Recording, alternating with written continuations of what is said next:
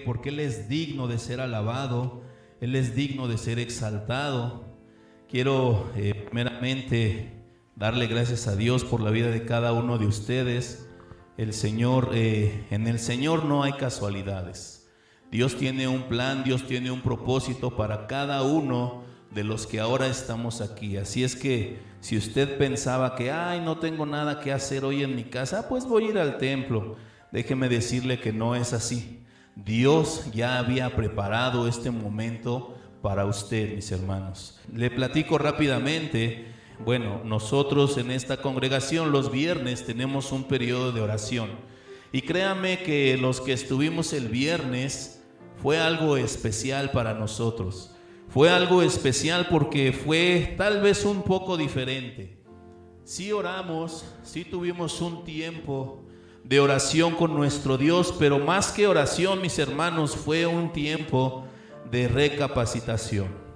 Fue un momento en el cual nosotros debemos de estar conscientes de cada palabra que sale de nuestros labios.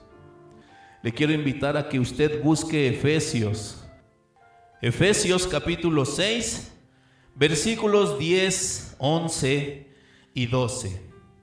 Y dice la palabra de nuestro Señor de esta manera: por lo demás, hermanos míos, fortaleceos en el Señor y en el poder de su fuerza. Vestíos de toda la armadura de Dios, para que podáis estar firmes contra todas las acechanzas del diablo.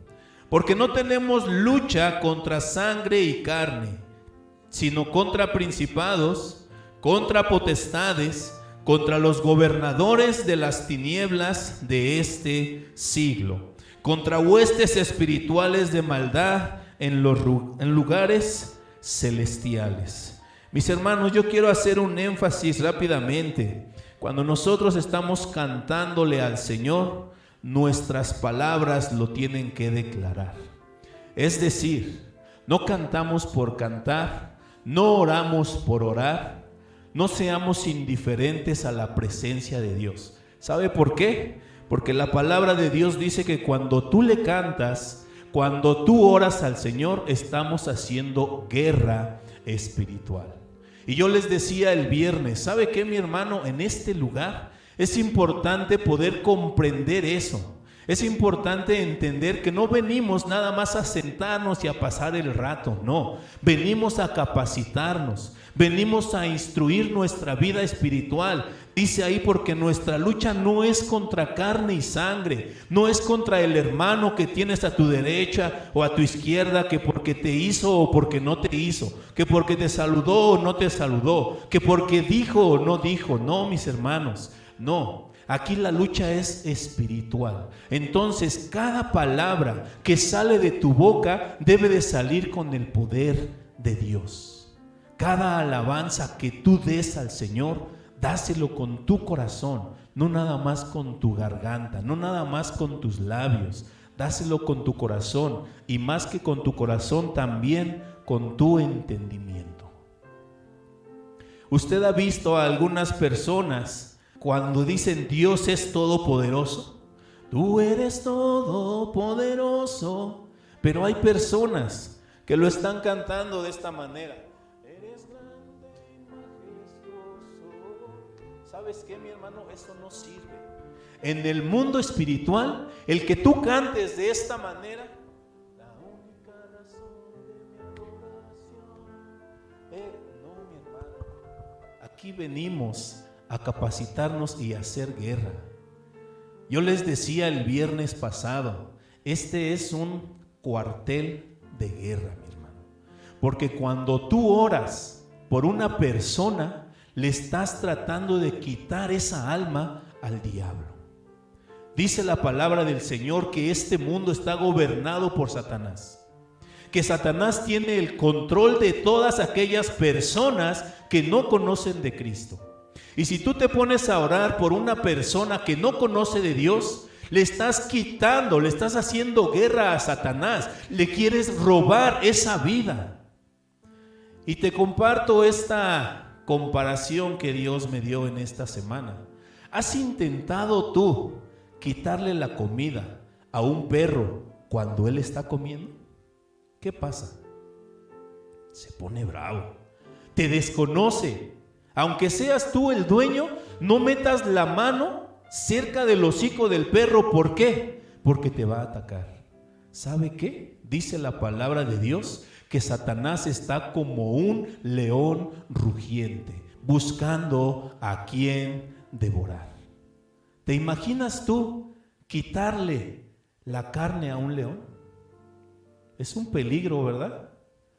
Ese peligro es el mismo que tú y yo estamos corriendo cuando oramos por un inconverso.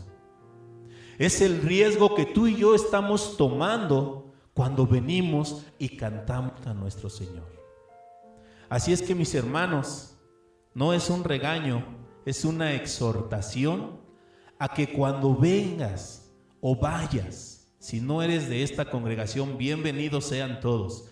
Pero cuando estés alabando a Dios, hazlo con tu entendimiento y hazlo con tu corazón, sabiendo de lo que estamos haciendo. Porque yo siempre lo he dicho, el cristianismo no es un pasatiempo, el cristianismo es algo inteligente. Porque sabemos lo que cantamos, porque sabemos lo que decimos. Amén. ¿Tú crees que Dios está aquí? Dale un fuerte aplauso a nuestro Señor. Toda la gloria, toda la honra es para nuestro Dios. Ahora sí, mis hermanos, yo quiero compartir con ustedes este tema. Está en Lucas capítulo 12, convicciones o emociones. ¿En qué parte te encuentras tú, mi hermano? Vamos a este texto, Lucas capítulo 12, versículos del 35 al 40. Y la palabra de nuestro Señor dice de esta manera, me va siguiendo con su vista, y dice: estén ceñidos vuestros lomos y vuestras lámparas encendidas, y vosotros sed semejantes a hombres que aguardaban a que su Señor regrese de las bodas, para que cuando llegue y llame, le abran enseguida. Bienaventurados aquellos siervos a los cuales su Señor, cuando venga, halle velando. De cierto os digo que se ceñirá y hará que se sienten a la mesa y vendrán a servirles. Y aunque venga a la segunda vigilia, y aunque venga a la tercera vigilia, si los llamare así, bienaventurados son aquellos siervos. Pero sabed esto, que si supiese el padre de familia a qué hora el ladrón había de venir, velaría ciertamente y no dejaría minar su casa. Vosotros pues también estad preparados, porque a la hora que no penséis, el Hijo del Hombre vendrá. Esta es una promesa de parte de nuestro Señor. El Señor Jesús va a venir una vez más y va a venir por sus hijos. Déjame aclararte esto, mi hermano. El que tú conozcas de Dios no te hace hijo de Dios. Porque tú le preguntas a cualquier persona allá afuera si cree en Dios, sea católico, sea testigo de Jehová, sea lo que sea, te va a decir: sí, yo creo en Dios. Para que nosotros podamos ser en verdad hijos de Dios, es porque le estamos conociendo, y más que conocer, le estamos recibiendo en nuestra vida. Señor, yo te recibo en mi vida como el Rey, como el Señor de mi corazón. Entonces el Señor viene y habita en nosotros. Y más aún, el pasaje nos dice en el versículo 37: bienaventurados aquellos siervos a los cuales su Señor, cuando venga, halle, ¿qué dice? Velando. De cierto os digo que se ceñirá y hará que se siente en la mesa y vendrá y les servirá. Esta palabra, mis hermanos, de velar es estar atento al regreso de nuestro Señor. Nosotros los cristianos podemos estar viviendo nuestra vida en el Señor a través de convicciones o a través de la emoción. En la Biblia nosotros encontramos muchos ejemplos, muchas reseñas acerca de este asunto. Y punto número 1, mis hermanos, yo quiero hablarte acerca de las convicciones, acerca de la convicción. Dice de esta manera, el significado de convicción es la seguridad que tiene una persona de la verdad o certeza de lo que piensa o siente. Es tener la seguridad. Mis hermanos, si tú un día ya hiciste la oración de recibir a Cristo en tu corazón, debes de estar totalmente convencido que le has aceptado como Rey y como Señor de tu vida. Debes estar totalmente convencido en que Dios nos está hablando por medio de su palabra y que su palabra tiene que ser nuestra ley. Su palabra debe de ser obedecida. Un cristiano que vive a través de las convicciones es una persona que tiene muy bien fundamentadas sus creencias, su confianza y su fe en Dios. Es alguien que no se deja manipular por las emociones del momento, ni por los sentimientos que se produzcan como resultado de la situación difícil que puede estar viviendo. Dice en el versículo 37 y 38: bienaventurados aquellos siervos a los cuales su Señor cuando venga halle velando. ¿Sabe por qué una persona va a estar velando? Porque está convencido de que un día su Señor va a regresar. Esa es la manera en cómo tú y yo debemos de estar haciéndolo. Tenemos que estar velando, tenemos que estar expectantes al regreso de nuestro Señor Jesucristo.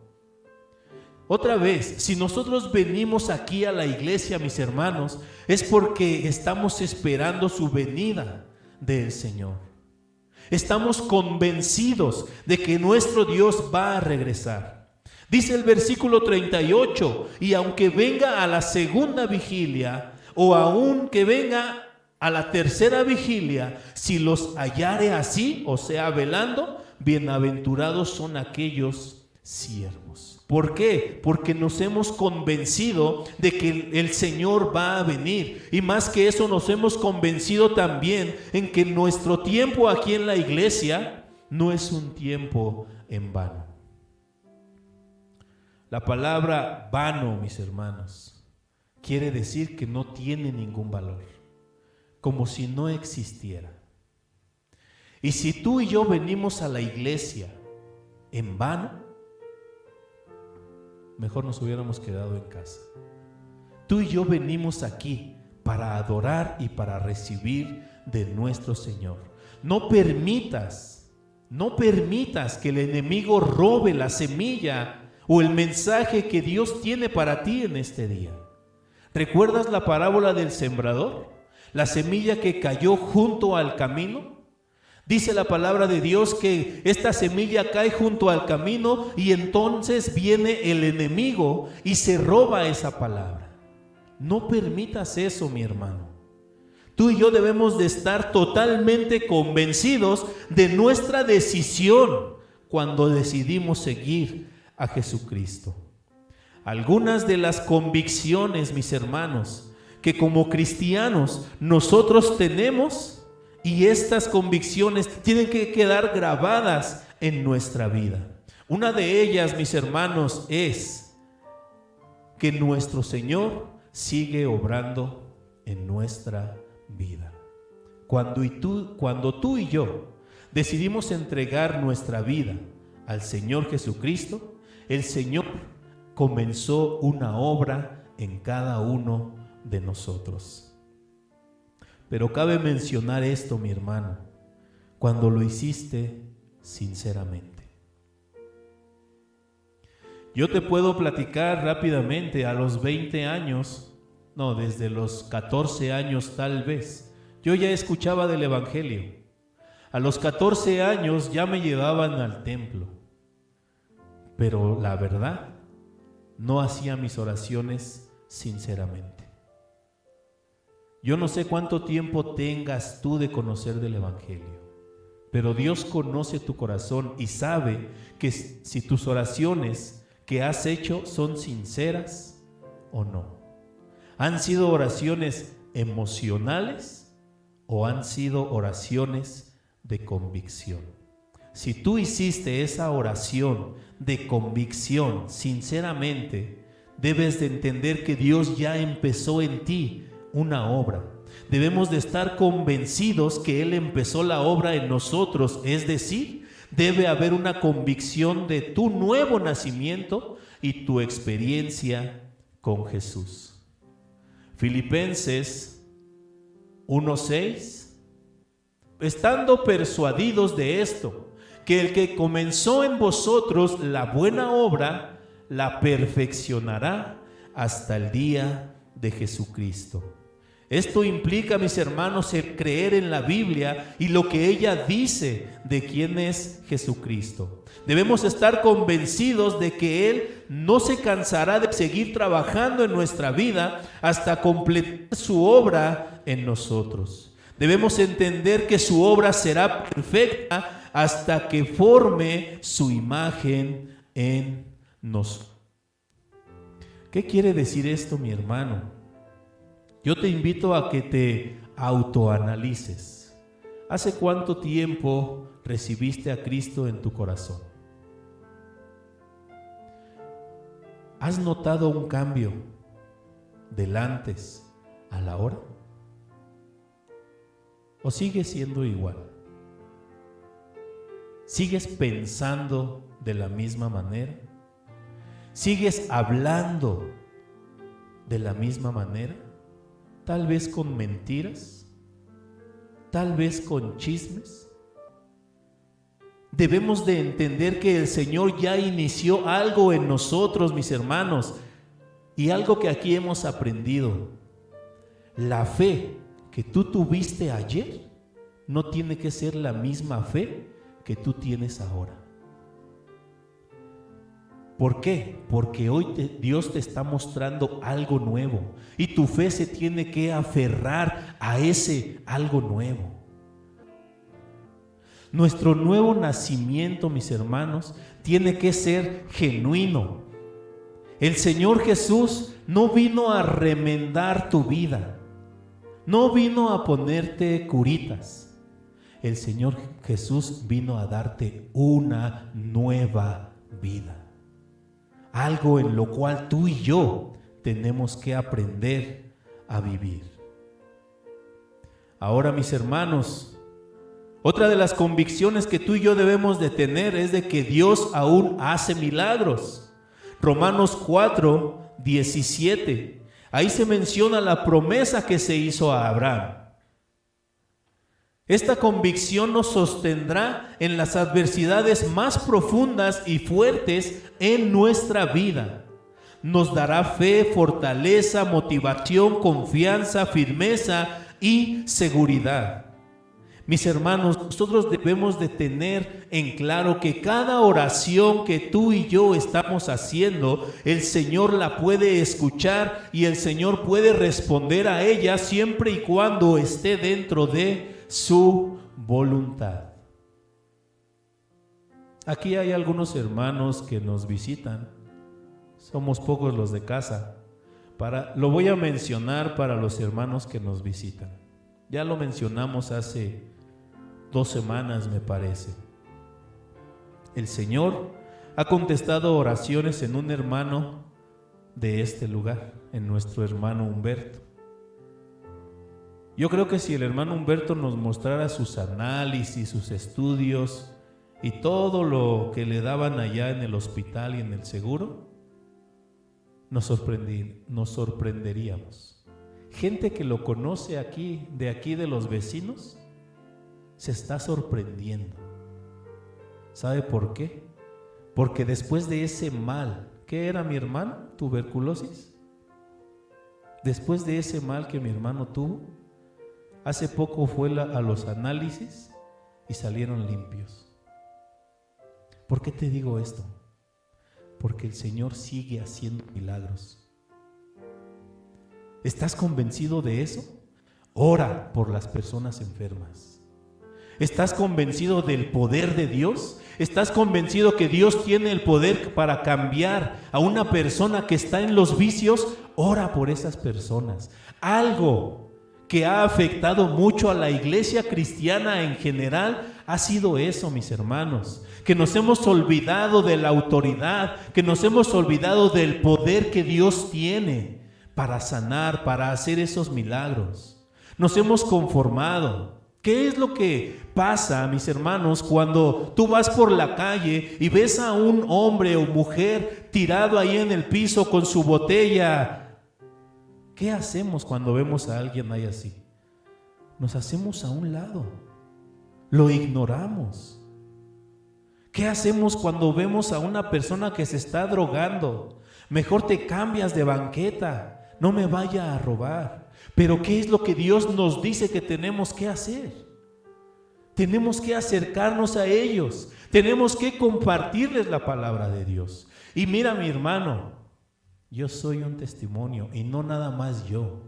Hay muchos testimonios de eso, que Dios nos sacó de los vicios. ¿Por qué? Porque alguien oró, porque alguien se acercó a nosotros. Mis hermanos, tú y yo tenemos que estar totalmente convencidos en que Dios tiene el poder para cambiar y para transformar una vida. Tiene el poder para sanar a las personas de enfermedades. Esa debe de ser nuestra convicción, que el Señor nos halle confiando en Él y en su obra aquí en la tierra. Otra de las cosas en las cuales tenemos que estar convencidos es acerca de que todo lo que sucede, todo coopera para bien. Qué bonito sería, mis hermanos, que todos viviéramos felices y contentos. Diría un pastor, muchos ven la vida cristiana como la aldea de los pitufos. Todos felices, todos contentos, todos cantando. Pero ¿qué cree, mi hermano? No sucede así. Aún siendo hijos de Dios, pasamos por momentos de dificultad. Pero ¿sabe qué? Ese momento de dificultad es para hacerte más fuerte a ti. Es para darte un crecimiento espiritual. ¿Cuántas veces le has dicho tú a Dios, ayúdame a ser más fuerte? ¿Sabes qué? El Señor te puede hacer caso y te va a mandar dificultades. ¿Para qué? Para que seas más fuerte. Ten eso en tu mente, ten eso en tu corazón, iglesia, que toda situación difícil que se presenta en tu vida tiene un propósito. Es para que tú te fortalezcas. O tal vez pudiera ser consecuencia de algún pecado, de alguna desobediencia tuya. Dios conoce tu corazón. Pero mi hermano, toda situación difícil tiene un propósito para Dios. Creamos en que Él va a estar ahí. Dice, si todo coopera para bien, nada nos alejará de su mano poderosa. ¿Quién nos separará del amor de nuestro Señor? Otra de las afirmaciones que nosotros debemos de tener bien atesorada es de que el Señor guarda nuestra vida. ¿Recuerdas la última frase de la Gran Comisión, mis hermanos? Y he aquí, yo estoy con vosotros todos los días hasta el fin del mundo. Créelo, mi hermano. El Señor está contigo todos los días hasta el fin del mundo. Debemos nosotros de confiar en que Él nos guarda, que Él está con nosotros y nos libra de todo mal. Debemos entender que nuestra lucha no es contra carne y sangre, sino contra principados, y hacerle una guerra al enemigo en la esfera espiritual. Vamos a tener ataques. Bueno, pues confiemos en que Dios está con nosotros. Confiemos en que el Señor va a estar siempre a nuestro favor. ¿Sabes qué, mi hermano? Dice la palabra de Dios en el libro de Job que el diablo no hace nada a menos que Dios se lo permita. Debemos de creer eso, mis hermanos. Y si el diablo comienza a atacarnos de una o de otra manera, puede ser una manera espiritual o puede ser una manera física, usando la vida de las personas. ¿Tú crees que el diablo usa a personas?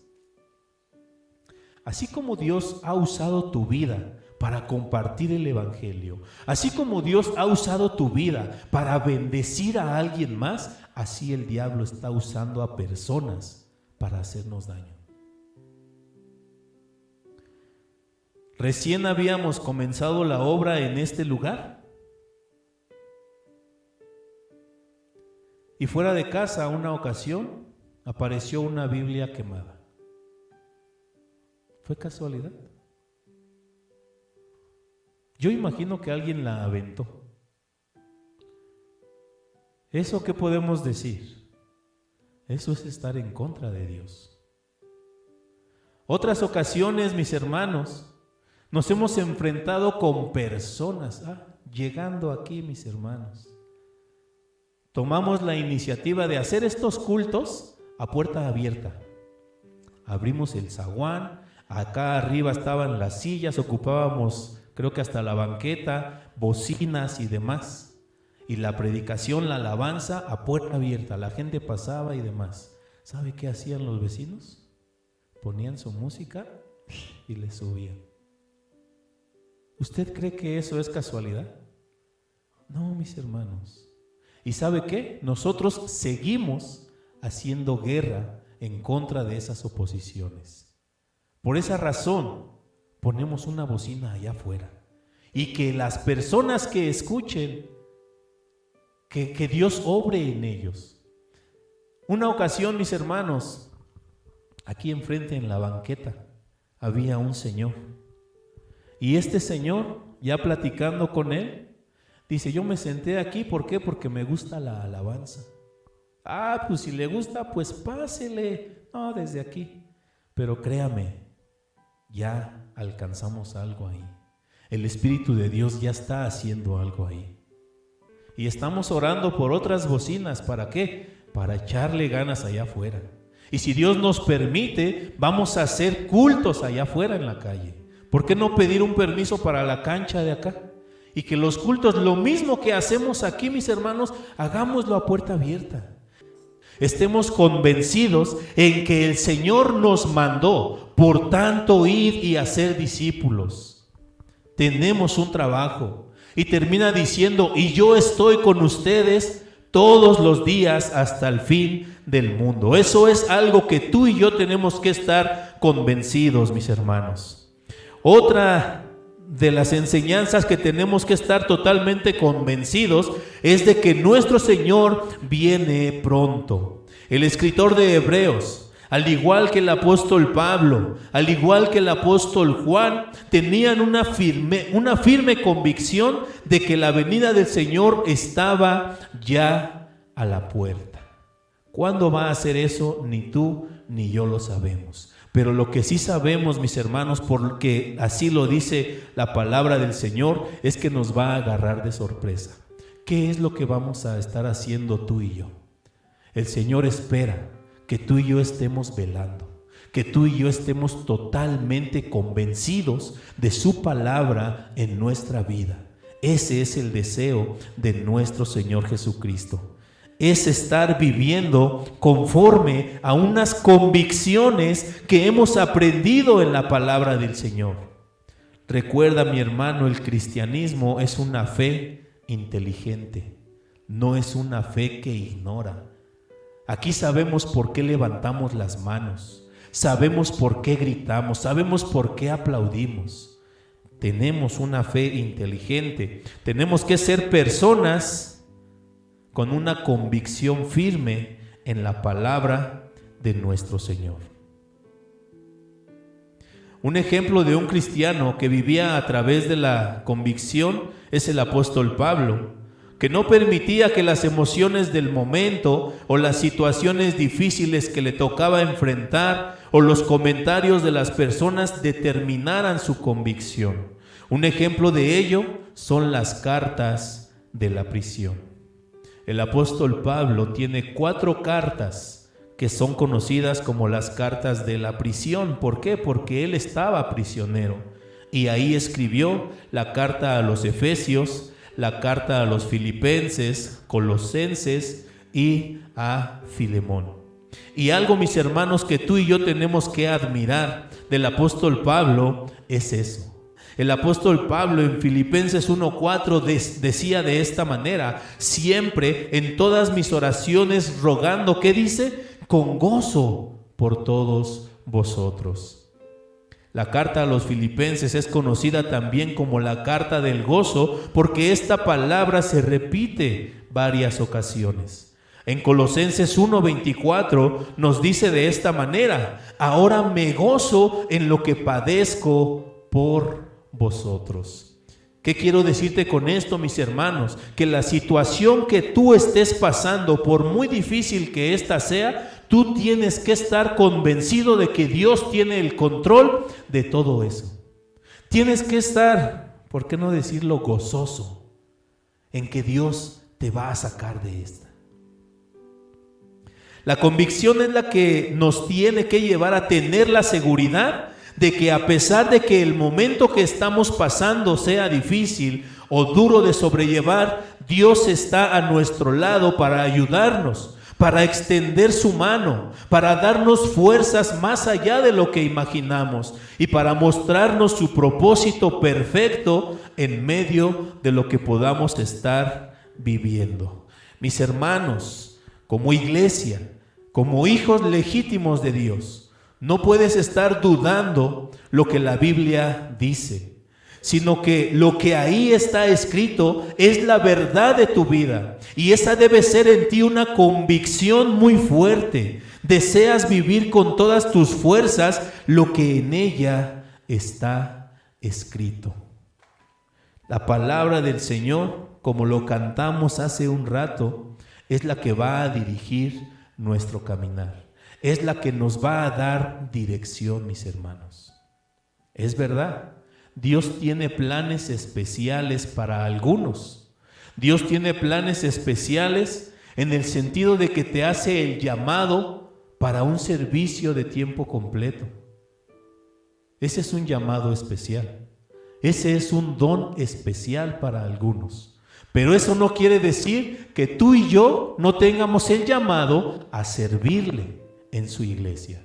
Y al referirme en su iglesia no te estoy diciendo en este lugar, te estoy diciendo a su iglesia en general. Cuando estás aquí adentro, puedes apoyar aquí adentro. Claro que sí, hay mucho que hacer, pero no solo cuando estás aquí adentro, cuando estás allá afuera. Predica a Jesucristo, sirve allá afuera en el reino de nuestro Señor. Vivamos una vida de convicciones en la palabra de nuestro Señor.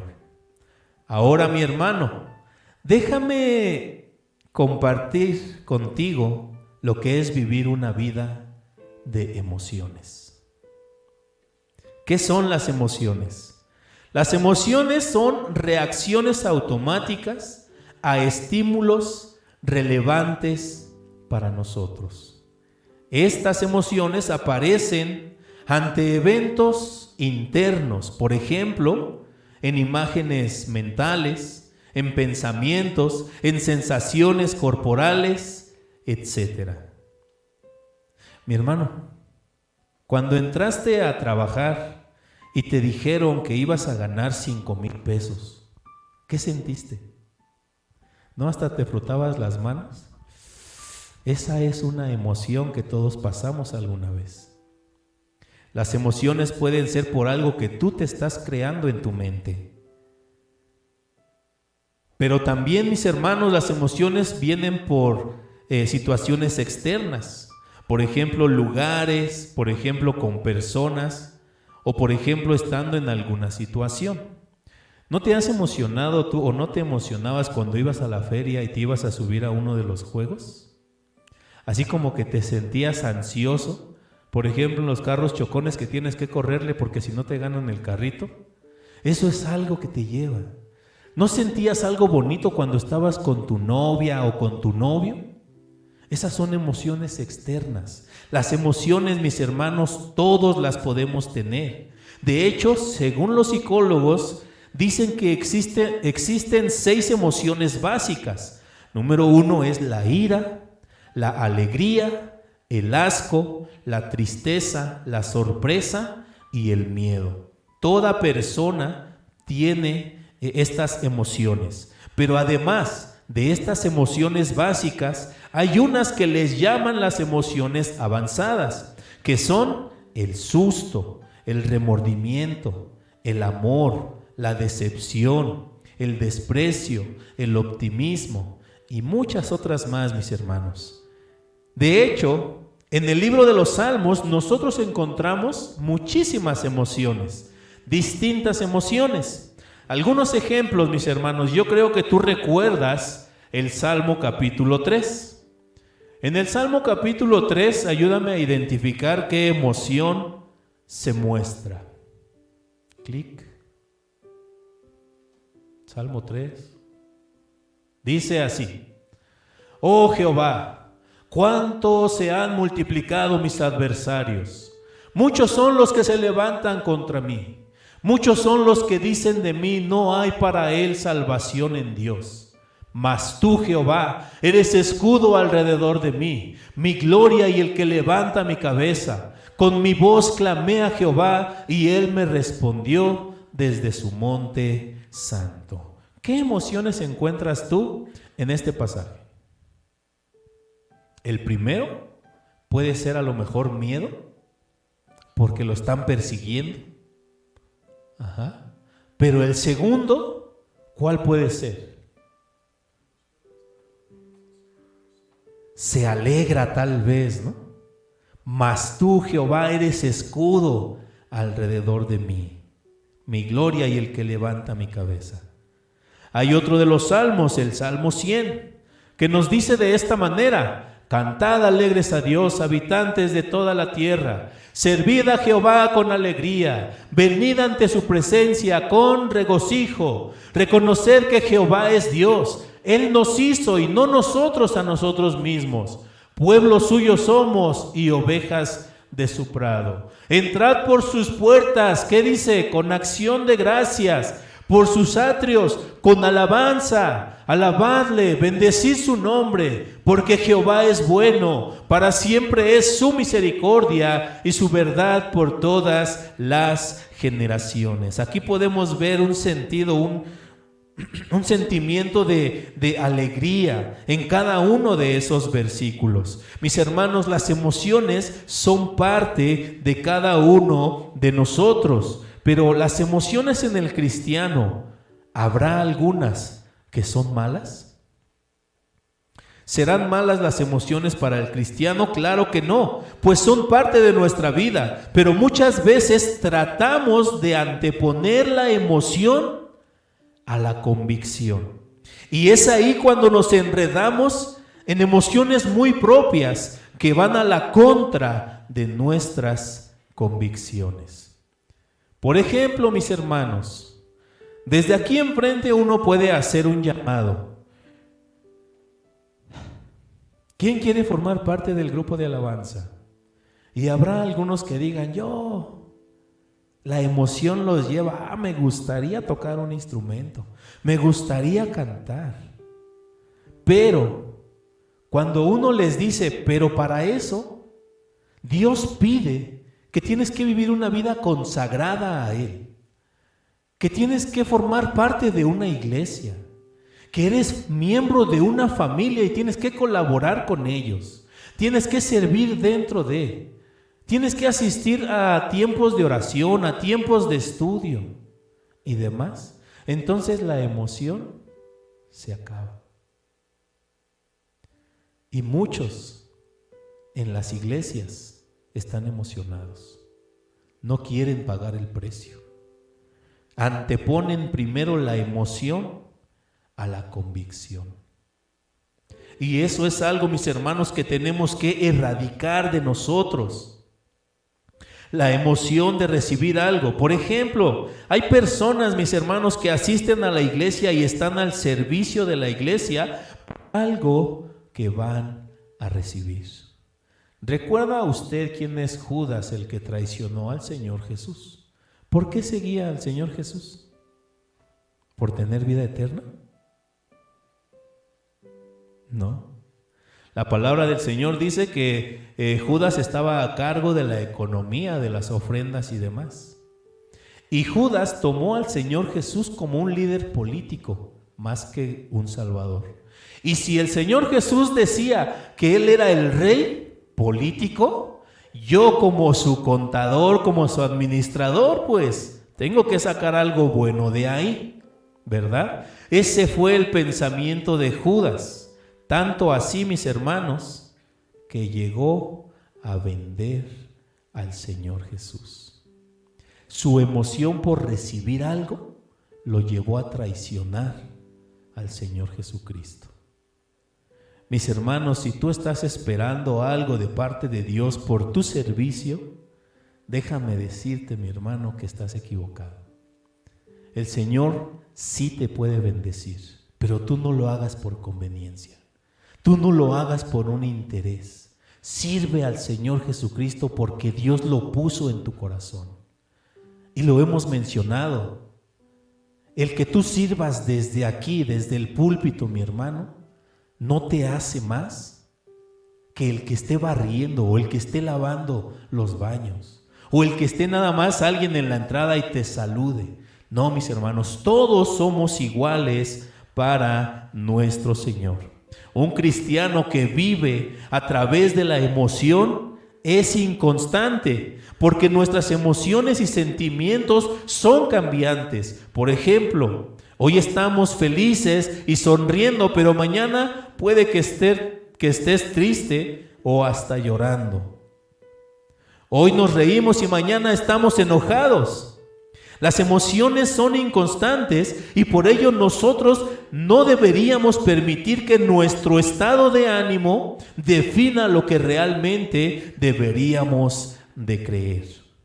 En nuestro pasaje de Lucas, mis hermanos, en el versículo 45 y 46, nos dice de esta manera: mas si aquel siervo dijere en su corazón, mi señor tardará en venir, y comenzare a golpear a los criados y a las criadas, y a comer y a beber y a embriagarse, vendrá el señor de aquel siervo en día que éste no espera y a la hora que no sabe, y le castigará duramente y le pondrá con los infieles. Mis hermanos, el Señor ya te escogió, el Señor ya te llamó, pero si tú estás viviendo en emociones, estás perdiendo el tiempo. Tienes que vivir en convicciones. No pienses que, pues el cristianismo pues es muy light, es muy ligero, aquí no te exigen ni nada. No, mi hermano, el Señor nos llama de una y de otra manera a que vivamos convencidos de su palabra, que no vivamos solo en las emociones. ¿Sabe por qué, mis hermanos? Porque las emociones no son buenas cuando afectan nuestra vida cristiana. En Santiago 1:8 nos dice: el hombre de doble ánimo es inconstante en todos sus caminos. Vivir a través de las emociones es garantizar una vida inconstante en todos los sentidos y en cualquier área. Hay una frase, mis hermanos, que dice de esta manera: la emoción muchas veces le gana a la razón, y es allí cuando nos damos un gran tropezón. Cuando ya vemos que es de a de veras, dicen algunos, o que es en serio, o que cuesta ser cristiano, es cuando uno se dan de topes y mejor se regresa. Es cuando uno nada más le da por asistir a la iglesia y no comprometerse. Es cuando uno nada más quiere llegar al periodo de alabanza y ya, porque la predicación me aburre, porque la oración, no, muy pesado. Vámonos. Eso es vivir de emociones. Eso es no tomar en serio las cosas de nuestro Señor.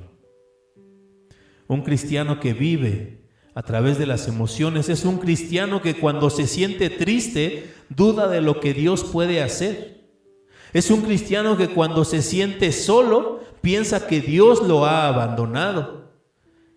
Y es que un cristiano que vive a través de la emoción hace que su fe se tambalee según el estado de ánimo que él se encuentre. Las emociones nos llevan a pensar muchas cosas que a veces no son ciertas. En cambio, la convicción nos lleva a creer, a pesar de no ver, a confiar a pesar del estado de ánimo que nosotros podamos tener. Una más de las emociones, mis hermanos, que nosotros, regularmente tenemos, tiene que ver con el perdón, tiene que ver con el amor, tiene que ver con el servicio. Entonces, mis hermanos, nosotros, yo creo que nos ha pasado varias ocasiones, cuando se nos dice que tenemos que perdonar al que nos hace un mal. Pero muchos de nosotros probablemente respondemos, es que no siento perdonarlo. Como que no me nace. La orden es, perdona. Mateo capítulo 6, la oración que hace el Señor Jesús, y perdona nuestras deudas. ¿Cómo? También nosotros perdonamos a los que nos ofenden. Y termina ese pasaje diciendo, porque si tú no perdonas a tu hermano, Dios tampoco te perdonará a ti. No vivamos de emociones, mis hermanos. En el amor, ama a tu prójimo. Ay, es que no siento amarlo. Como que no me cae bien. Como que me habló feo. No, el Señor dice, ama a tu prójimo. Y más aún, bendice al que te maldice. No vivamos de emociones, mis hermanos. Vivamos de convicciones. Tenga paz, dice el hermano Alejandro. Conclusión. ¿Cómo quieres vivir la vida? ¿Viviendo en un mundo de emociones? ¿Cambiando tu estado de ánimo según lo que estás pensando o pasando? ¿O quieres vivir en una vida de convicciones, confiando en aquel que todo lo puede, en aquel que puede cambiar tu vida, en aquel que puede traer gozo a tu corazón? Tú decides, mi hermano.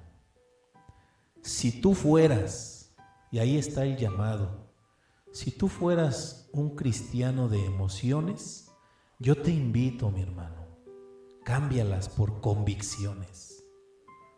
Cámbialas, decídete el día de hoy. Dile al Señor, ya no quiero ser así. Ahora me quiero comprometer, pero de verdad, en serio.